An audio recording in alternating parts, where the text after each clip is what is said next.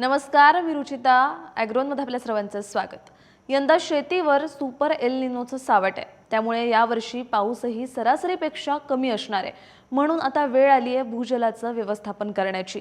आपल्याकडे विहीर हे भूजल वापरण्याचं एक माध्यम आहे आणि उन्हाळ्यात विहिरीचं पाणी तळाला जातं. त्यामुळे विहिरीचं पुनर्भरण करणं गरजेचं आहे. कसं करायचं हे पुनर्भरण पाहूयात आजच्या या व्हिडिओमध्ये. पावसाचं पाणी विहिरीत सोडण्याला विहिरीचं पुनर्भरण असं म्हटलं जातं.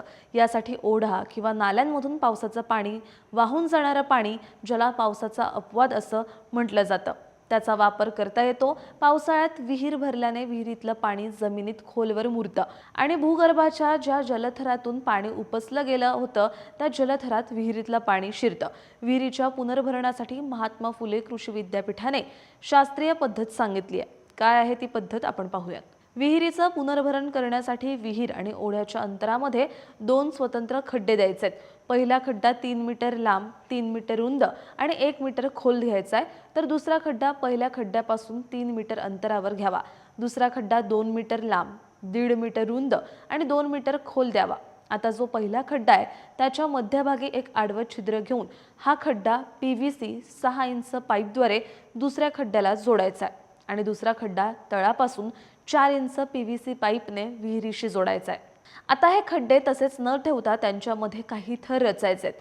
पहिला खड्डा दगड गोट्यांनी भरून घ्यायचा आहे, तर दुसऱ्या खड्ड्यामध्ये आपल्याला वेगवेगळे थर रचायचे आहेत. म्हणजेच विटांचा चुरा, बारीक वाळू, वाळूची चाळ आणि खडी वापरायची आहेत. आता हे थर कसे असले पाहिजेत ते आपण समजून घेऊयात.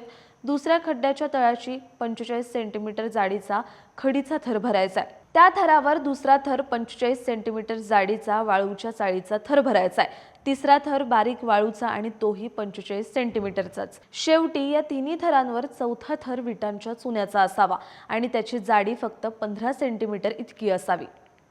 या थरांमुळे काय होतं तर ओढ्यातल्या पाण्यात पालापाचोळा, कचरा असतो, पण थरांमुळे हा पालापाचोळा नाहीसा होतो आणि चांगलं कणविरहित पाणी पाईपद्वारे दुसऱ्या खड्ड्यात जाईल. अशाच प्रकारे दुसऱ्या खड्ड्यातून गाळलेलं स्वच्छ पाणी विहिरीत पाईपद्वारे जातं आणि विहिरीचं पुनर्भरण होतं. बघा, आहे की नाही सोपी पद्धत. पण हे पुनर्भरण करताना लक्षात असू द्या, आपल्याला विहिरीतल्या पाण्याची गुणवत्ताही टिकवायची, म्हणजे ते चांगल्या प्रकारे गाळलेलं आणि स्वच्छ असलं पाहिजे. त्यामुळे काही गोष्टी आठवणीने टाळायच्यात. त्या म्हणजे विहिरीत थेट पाणी सोडायचं नाहीये आणि गाळ मिश्रित पाणी भरायचं नाहीये, कारण गाळाचं पाणी विहिरीत गेलं तर विहीर बुजू शकते. तसंच गाळामुळे विहिरीतले नैसर्गिक छिद्रे, भेगा आणि फटी बंद होऊ शकतात. याशिवाय गाळामुळे विहिरीतला नैसर्गिक उमाळा बंद झाला तर विहीर आटू शकते. यासोबत साखर कारखाना, मळी, परिसरातलं तसंच क्षारयुक्त आणि औद्योगिक क्षेत्रातलं पाणी पुनर्भरणासाठी वापरायचं नाहीये आणि दरवर्षी पावसाळ्यापूर्वी गाळण यंत्रणेतले वाळू आणि खडी स्वच्छ करायचेत किंवा बदलायचेत. ही माहिती धुळ्याच्या कृषी विज्ञान केंद्रातील वरिष्ठ शास्त्रज्ञ तथा प्रमुख डॉक्टर दिनेश वांद्रे, मृद विज्ञान विषय विशेषज्ञ डॉक्टर अतिश पाटील आणि जळगावच्या कृषी विज्ञान केंद्रातले प्रभारी वरिष्ठ शास्त्रज्ञ इंजिनियर वैभव सूर्यवंशी यांनी दिली आहे. तुम्हाला ही माहिती कशी वाटली हे आम्हाला कमेंटमध्ये नक्की सांगा आणि अशाच शेतीविषयक आणि नवनवीन माहितीसाठी ॲग्रोवनला सबस्क्राईब आणि फॉलो करायला विसरू नका.